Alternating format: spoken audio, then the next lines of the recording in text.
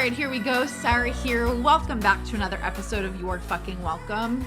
I am very excited to dive into this next topic, and I'm sure, especially those of you who know me well, are not surprised at all that I've been kind of like dying to dig into this topic. But today I want to talk to you about a little word called relatable. And I'm going to go ahead and assume that 99% of you that are listening to me right now, you understand why I'm bringing up this word.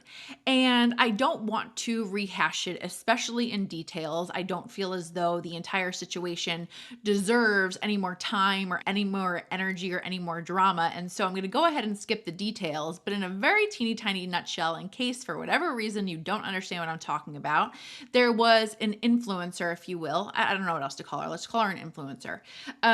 Who did a video that went quite viral, that was quite offensive, just basically talking about the fact that her goal is not to be relatable. She has worked hard, she has built this life for herself, and there is nothing in her essentially that wants to be relatable to other people. Now, there was a lot more to it than that, and that was not the part really that made it go viral. There were far more offensive parts of all of it. And again, just for time's sake and drama's sake, I don't want to rehash it all, but I want to specifically speak to the relatable piece. I want to specifically speak to how you navigate when it comes to being relatable, right, to your audience, to your people, to your community, however you want to say that. Again, there were plenty of other parts of what she said and things she's done in the past that made people kind of freak out about this particular post, video, whatever you want to call it, because there were far more, again, offensive things, not only in it, but also in the past, right? But one of the things that I kept feeling and thinking about when I saw all of this going down was like, I think I've said similar things in terms of the relatable piece of it, right? I don't feel as though my job here, doing what I'm doing, is to be relatable necessarily, right? And again, I wouldn't have included a lot of other things and the attitude and the things that she said and did, but in terms of the relatable piece, I don't necessarily feel as though it is my job or I'm supposed to put an emphasis or energy towards being relatable. And the second part of this is why I'm going to explain to you why. After all of this happened, I had a client reach out to me who she's a relationship coach, and she is somebody who has, by design, I want to be very clear, by design, a really good relationship with her husband, right? This is not something that happened by accident. It's not something that happened by luck. They both went through a lot of things, both together and individually. And they've worked really, really, really hard at conscious communication. They've worked really hard at being a team, right? And they've both worked, again, really hard at being their best selves. And so they're at this place in their relationship where, of course, it's not perfect, but their relationship is really, really, really wonderful. It's a relationship to be really, really, really proud of. And so I have this client turn around again after all of this happened and say to me, I don't know, I'm kind of struggling a little bit on how I talk about my relationship because I do feel like it's so great and I do feel like it's so wonderful, but I want to make sure that I maintain being relatable to my audience. And I just had this moment where I was like, no. The last thing anyone, I believe, should ever do is dim down their light, turn down the dial on what is actually true in order to make people feel better about their situations, right? Especially in the capacity of what we do. I'm not going to sit here and to make you feel better because you might be struggling. I am not going to make up struggles that I'm going through in order to, again, make myself feel more on your level, whatever it is, right? I think if you know me and you've been listening to me, I think you know that I like being really transparent and open and honest. And so I hope you hear what I'm saying when I'm explaining that there is such a fine line and there's such a balance, right? I'm not going to sit here and try to feed you on the idea that everything is perfect and my life and my business is flawless, because that's not true, right? But I'm also not going to make up struggles and I'm not going to make up problems, right, to be more relatable. right? And not that this person was suggesting that she was going to make things up, but again, she was almost feeling as though she had to dial down what was actually true, and again, what was true by design, in order to make herself more relatable, right? And I don't believe that that's in the capacity of what so many of us do, whether you're a coach or service provider or influencer, however you want to say that, but also just as female entrepreneurs in general, right? I think we all have so much to be proud of, that we are, pursuing our passions. We're making money doing what we love. We're showing other people, what we've done ourselves, and like putting ourselves out there. And I think that that in and of itself is something to be so proud of.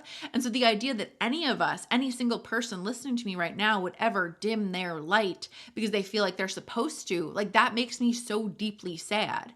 And I never, ever, ever want you to feel as though that's your job, right? To again, dial down or to again, dim that light around what is actually true for you for the sake of other people, right? The goal always, in my opinion, what we're all doing here is not to force ourselves or to make ourselves be relatable, because that's what we're supposed to do. Our job is to normalize what is possible. Our job is to normalize what is possible. But I want to be so clear about this, which is again, like, I wouldn't have even said all of this other stuff if I wasn't going to talk about this. It's that we do it in a kind way that lifts other people up, right? That is the goal. We speak about what we do, and we speak about the fact that it's possible for others, not to get the sale, but because we genuinely, in our heart of hearts, believe that that is the truth, right?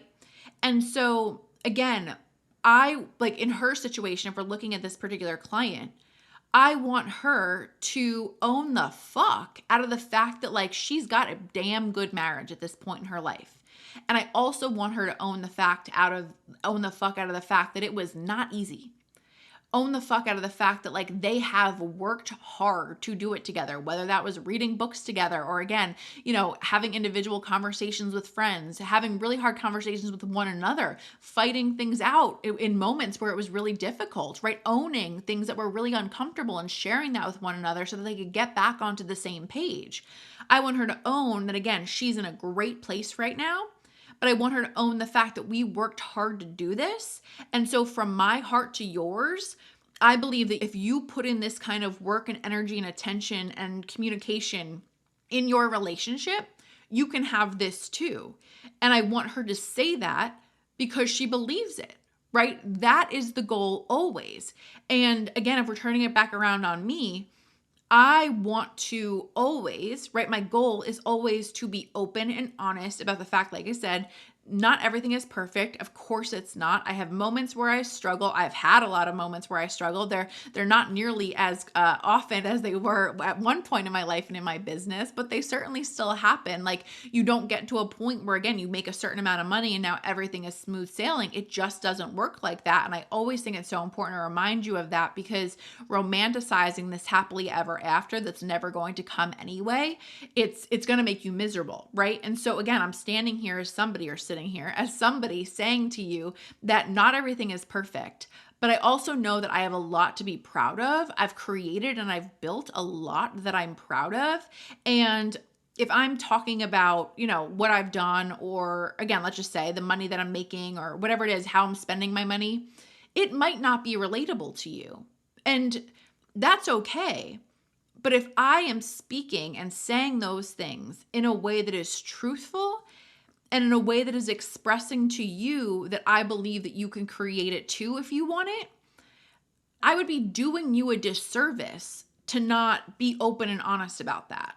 I would be doing you a disservice to keep myself small so that I can allow you to keep yourself small. Because you are going to benefit, you listening to this right now, you are going to benefit so much more from me speaking to you and sharing with you what I've created from nothing versus me saying, oh God, I struggle and it's so hard. And like, it's okay if you're struggling too. And it is okay if you're struggling too, right? But I want you to, again, be in a place where you can aspire to what you ultimately want, where I can be somebody, or maybe it's somebody else for you, but you can see somebody else who is similar to you in some way, and you can aspire to create what they've created, because if they've done it, you can do it too.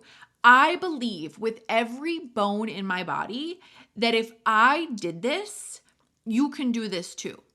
If I've made the money, created the company that I have, I believe, let me say it again, with every bone in my body, that you can too.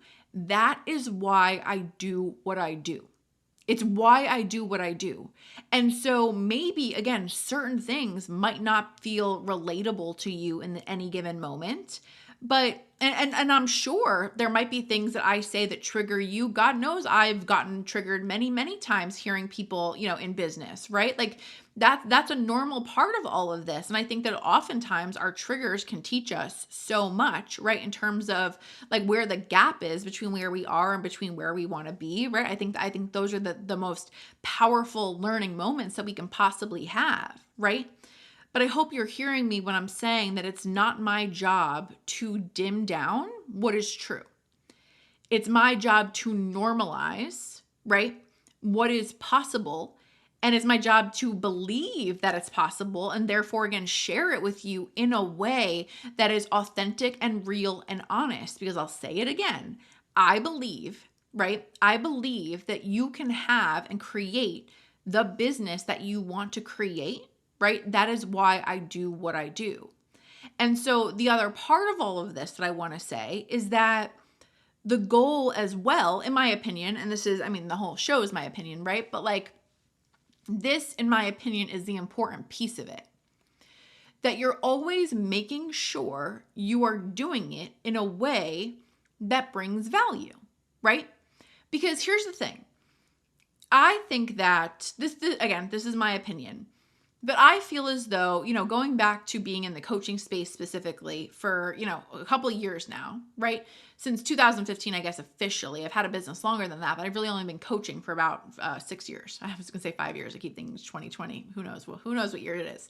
I've been doing this, right? And I've been in this space, and I had come into this space, just like many people had, where, money is taboo. We don't talk about the money that we make. We don't talk about aiming to make more money. We don't talk about aiming to want to buy luxury items, go on luxury vacations. It's not right. It's not okay to claim any of those kind of things. And then entering into the coaching space where, I think we're given, or I was going to say, I said given, but it's shoved down our throats really is probably more accurate. It is shoved down our throats that wanting to make more money, wanting the luxury stuff, going after your desires is not only okay, but it's the right thing, right? And so I think that we collectively, again, in my opinion, we collectively have kind of started to believe that, again, talking about all the money stuff, right, and talking about it in a big way was not only, again, okay to do, but it was like the thing you had to do if you wanted to make money, right? I feel like people lead with like a fucking name tag, like, hello, I'm Sarah, and this is how much money I made, right? And that's not to criticize anybody else, because I know that I'm guilty of it as well. But my point is that being in the space of like, again, it's okay to talk about money and fuck money being a taboo topic. I think that a lot of us have taken it too far.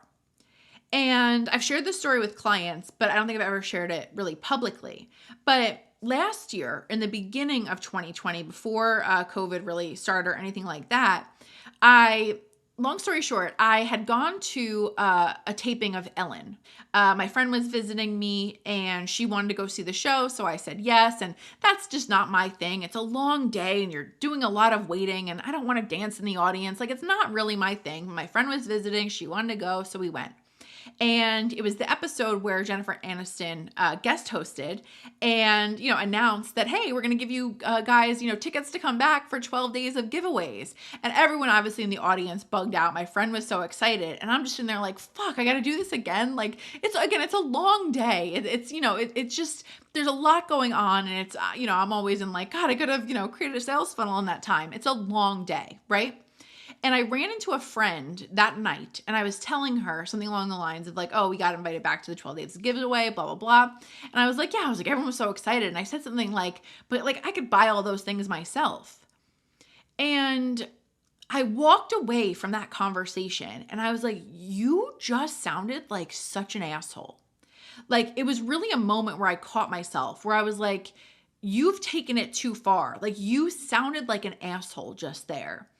And I think then combined with, obviously months go by with everything with COVID, and it felt like so many of the practices or so many of the ways of talking about money, it felt so tone deaf, right? Where perhaps it was tone deaf before, but it became extra so in light of a pandemic and in light of, I think, a lot of us facing, and looking at our privileges more than ever before. It felt more tone deaf than ever to, be flashing a picture of your $3,000 bag, whatever it was. And like, again, feeling like it was like this show off thing, right? When again, a lot of people obviously were and still are struggling. And so my point in saying that is I don't necessarily think that there's anything wrong with sharing what you've accomplished or what you've purchased or what you've done, especially in a way when you're, super proud of what you've done and accomplished, right? You're super proud of what you've worked hard to buy, to create, all of it, right? There's nothing wrong with it, in my opinion. The balance, though, is making sure that you're doing it in a way that genuinely brings value to other people, that genuinely is backed up, right, by a message, by content, whatever it is. And don't get me wrong. I mean, obviously this is going to be such a, I don't know, like nitty gritty point, right? I'm not saying there's anything wrong if you flash a picture of your, new bag on your Instagram story. That's not what I'm suggesting at all. But I hope you hear me when I'm saying that there's a line, right? And the line feels like, again, the very clear cut line feels like, is this bringing value to other people? Is this bringing value to my audience? Am I just bragging? Am I just showing it off? Or am I actually making people see or feel or understand something, right? That is typically my rule. And again, I'm sure that there are times that somebody could argue that that's not necessarily the case. And, that's fine and all that. My goal, though, again, is to anything I'm sharing when it comes to, again, the money I make or the business that I've created, any of those kind of things, it's my goal always is to do it from the perspective of I want you to understand that, like, if I did this, if I have this, if I created this, that means that you can as well. It's available to you as well. But I'm also not going to ever apologize for what I've created, right? And my hope is that that's not coming off in an arrogant way, because I do my best always to not ignore the world, right? Like, not ignore that there are people less fortunate than me and that started with less than me. And or maybe you have, 4 children at home, and it's this weird balance. And I've always done my best to strike this balance in that it feels like a fact to me that I have worked my ass off to create what I've created, right? I feel that as fact. I have worked my ass off to create what I've created. Nothing was really given to me, right? I say really, like, I remember moments where I had to borrow $200 from my mom, and she would want it back 2 days later. That's the extent of what I was given, if you will, right? Balanced out with also making sure that I'm acknowledging the fact that I had a roof over my head. I have, again, privileges that others don't. I didn't do this with children running around. And, again, I've had more free time. I've had more free energy than many people, that many of you might have. And so, again, I'm always trying to strike that balance and be open and honest about that, okay, here are my struggles, but here's why I might have had it easier. But ultimately, still, I believe that if I were to only talk about the struggles and the problems and essentially the reasons that you can't do it, right? The reasons that you might possibly not be able to do it, I believe I would be doing you a massive disservice. And that doesn't mean that I'm not acknowledging those things or that I don't believe those things are true. I simply believe that for the most part, if you want something, you can create it. And that doesn't always mean that it's easy, and that doesn't always mean that it's immediately available. But I do believe that, again, if you want something, deeply, deeply want something, that it's possible for you. And like I said, there are, of course, there are nuances, right? There are details of life that make things difficult for each and every one of us, of course. And again, I hope that I don't sound like I'm not acknowledging those things, because of course I am. I'm aware of those things. And again, I'm not trying to act as though you snap your fingers and you can make it happen. It might be really fucking hard.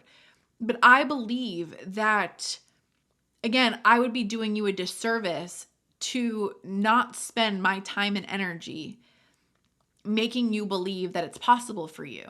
And I'm saying that I don't give a fuck if you ever buy something for me. I don't care if you never give me a dime of your money. I'm not saying that to earn your sale, to earn your money, or to, convince you to spend $15,000 and, feel it in your bones that you can make this happen if you pay me. That's not my goal at all. You can make this happen without me, right? I'd love for you to make it happen with me, but you can make this happen without me. This is not about me. This is about me believing deeply that if you have a desire in your heart and soul, that you can make it happen. And again, there are going to be hardships. There are going to be difficult moments. There are going to be reasons that it's more difficult for you than it was somebody else. But again, I believe that I'm here to make you feel and believe and trust that if somebody else did it, you can do it too. That's what I believe my goal is. I believe that if somebody else did it, I want you to feel and believe that you can do it too. And again, let's just use the example of if you have, 3 kids and you're a single mom, let's just say. I want to wholeheartedly acknowledge that that is difficult as fuck. Like I'm saying it's difficult as fuck, and I don't even know the extent to which it's difficult, right? I know that. I know that I'm not in your shoes. I know that I've never been that experienced. I know that I haven't gone through what you're going through. And so again, my goal is to acknowledge that this is probably going to be hard. This is probably going to be difficult. But if you deeply want it, I believe my job again is to make you feel as though it's possible, versus doing you the disservice of just saying, well, yeah, those kids are home and, here's why it's going to be tough for you and here's why you may not be able to make it happen and here's this and here's that. I believe you are going to be better off by having me say something along the lines of, if you really want this, there's a way to make it happen. I think that so often, just as an example, right? So often I think we try to start these businesses and again, we're doing a million different things. We're on a million platforms. We think we have to have the website and the this and the that. And we think we have to work, 15 hours a day, whatever it is. I believe that if you are in a situation, again, for example, if you are really tight with time, I believe deeply, right? If we're just talking about online business for the sake of simplicity here, I believe deeply, if you have a half hour here, a half hour there, and you use that time intentionally and you do the things that you're doing consistently, I believe that you can create a successful business. I believe that you can create things that make you money and allow you to fulfill your purpose. Maybe that means that I'm just going to run with the, 3 kids at home example. Maybe that means you can't have coaching calls or you can't have, these full group programs or something like that. You can't do in-person services because of the fact that you have your children all the time, right? But if you could take that half hour and half hour, you could put that together to create digital programs, right? Digital courses, printables, whatever it is, start the blog, right? And pick a couple efforts for how you're going to market those things. You pick a couple efforts, you maybe even reach out to some people where those people could share your stuff, right? And again, I'm obviously being very vague here depending on what the business is, although I can give you a million ideas if we go a little bit more specific. But my point here is that there is a way. I'm not promising you that it's going to be easy, but I know that there is a way. And I'll say it again, I would be doing you a disservice to only focus on the reasons that it can't happen, or to go back to the main topic here, I would be doing you a disservice to dim down what I have created so that you less so feel that it's possible for you. That wouldn't do you any good. So my goal is, again, to deliver this, all of this, in a way that hopefully brings you value, in a way that is honest and is transparent, and is not me just saying things to you so that I can get your money. It's me saying things to you that I believe with every bone in my body are true, right? And again, hopefully gifting you, if you will, the feeling and the belief that if I did it, if somebody else did it, you can do it too. And so again, for that reason, I don't believe that it's my job to be relatable. It's my job to go after what I want, to create what I want, and to remind you day in and day out that you can do that as well, regardless of the circumstances that very well might be in your way. Because again, when you do things, even if there's a few things, even if it's a few things, if you can do a few things consistently, right, and intentionally, and you put your belief and your energy because you care about those things, if you do those things, again, day in and day out, I believe deeply that it will add up for you. I believe deeply that it will move in the right direction for you. And so I think that everybody, again, who has a passion and who has the drive, if you will, to do that, can make it happen. Like that is my belief. And again, like I want to be so clear that I'm not ignoring the circumstances of the world, or, you know, the ways in which that it might be more difficult for you than it was me. I'm not acting as though for a second that those things aren't very much a possibility. But again, I want to, whether you spend a dime with me ever, I want to, if I could, gift you the feeling and the belief that if somebody else did it, you can do it too. And I'll say it again, that is like the reason that I don't think any single one of us should ever intentionally dim down what we've created, what we've done, because our job here is to make other people believe that they can do it too. And God, what a cool feeling when you think about, you know, your young daughter, or when we think 20 years down the line, if each of us were just speaking about what we're doing, if each of us were pursuing what we're passionate about and creating businesses based around that and pursuing it no matter how difficult, and then making sure that we were with integrity and with authenticity, sharing those things and making every other woman and every other person, I don't mean to make it just women, but every other person, make them feel and believe that it's possible for them as well. Like what a shift that would be, right? Like what a shift that would be in the entire world. And that feels very rah-rah and fluffy and cheesy, but I also believe that it's true. And so again, it's not your job to dim down your light or to make anyone else feel better necessarily, right? By, again, intentionally dimming the light on what you've done and created, because you are doing a disservice to the world by doing that. All right? I hope that was helpful, and I'll talk to you in the next episode.